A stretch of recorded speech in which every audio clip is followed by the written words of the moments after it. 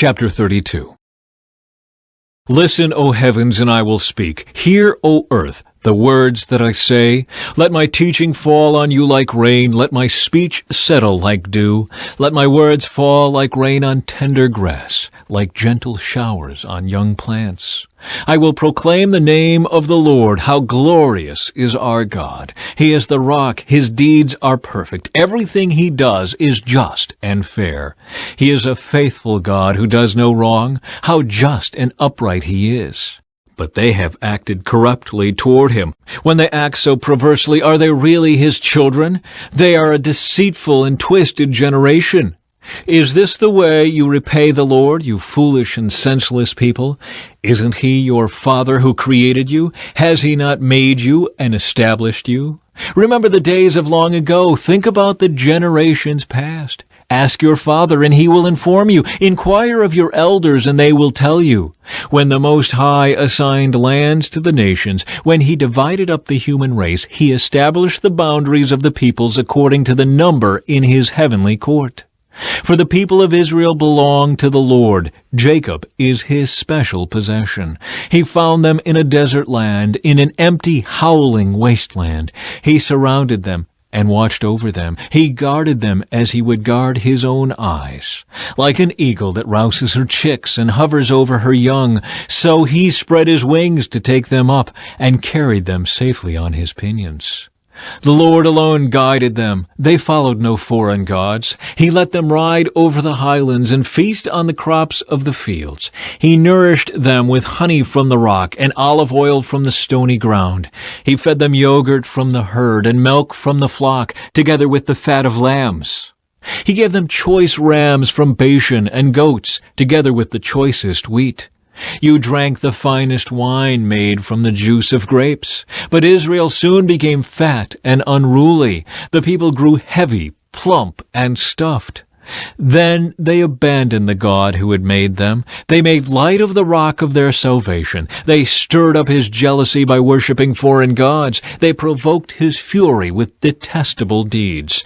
They offered sacrifices to demons, which are not God, to gods they had not known before, to new gods only recently arrived, to gods their ancestors had never feared. You neglected the rock who had fathered you. You forgot the God who had given you birth. The Lord saw this and drew back, provoked to anger by his own sons and daughters. He said, I will abandon them, then see what becomes of them. For they are a twisted generation, children without integrity. They have roused my jealousy by worshiping things that are not God. They have provoked my anger with their useless idols. Now I will rouse their jealousy through people who are not even a people. I will provoke their anger through the foolish Gentiles.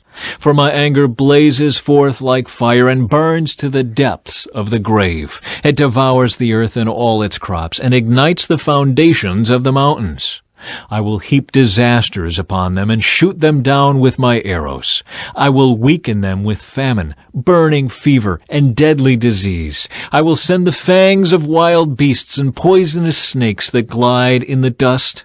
Outside the sword will bring death, and inside terror will strike both young men and young women, both infants and the aged. I would have annihilated them, wiping out even the memory of them.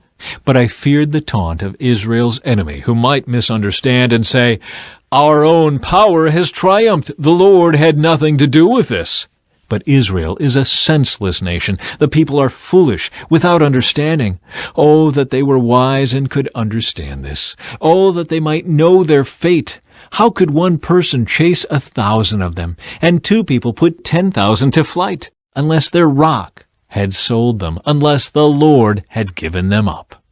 But the rock of our enemies is not like our rock, as even they recognize. Their vine grows from the vine of Sodom, from the vineyards of Gomorrah. Their grapes are poison, and their clusters are bitter.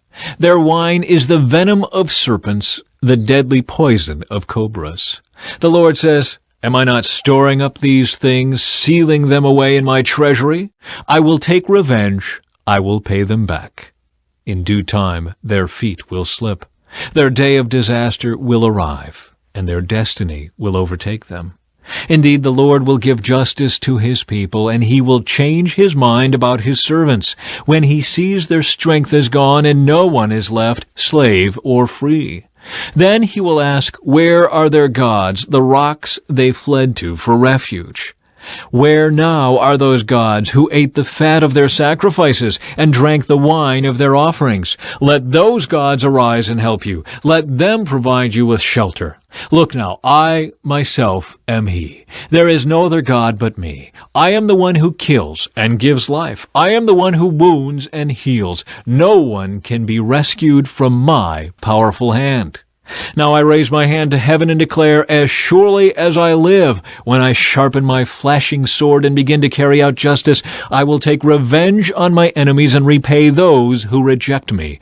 I will make my arrows drunk with blood, and my sword will devour flesh, the blood of the slaughtered and the captives, and the heads of the enemy leaders. Rejoice with him, you heavens, and let all of God's angels worship him. Rejoice with his people, you nations, and let all the angels be strengthened in him.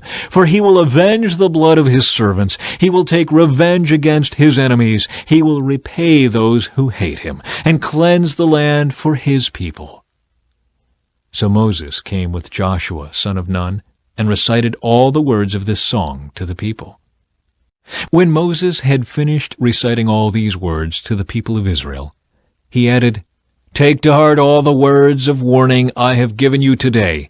Pass them on as a command to your children, so they will obey every word of these instructions.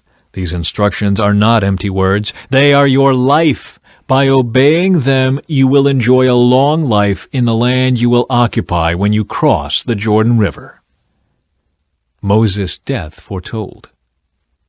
That same day the Lord said to Moses, Go to Moab, to the mountains east of the river, and climb Mount Nebo, which is across from Jericho. Look out across the land of Canaan, the land I am giving to the people of Israel as their own special possession. Then you will die there on the mountain. You will join your ancestors, just as Aaron your brother died on Mount Hor and joined his ancestors. For both of you betrayed me with the Israelites at the waters of Meribah at Kadesh in the wilderness of Zin. You failed to demonstrate my holiness to the people of Israel there. So you will see the land from a distance, but you may not enter the land I am giving to the people of Israel.